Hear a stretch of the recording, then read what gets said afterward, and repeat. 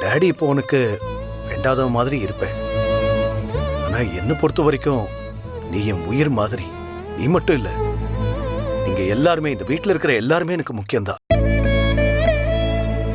உங்க எல்லாருக்கும் எப்ப வந்து என்ன பார்க்கணும்னு தோணுதோ இல்ல பேசணும்னு தோணுதோ தாராளமா என் வீட்டுக்கு வரலாம்.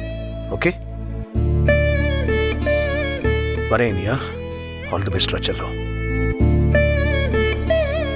சரியா, பாத்துக்க. வரோம். பாத்துமா. வாப்பா.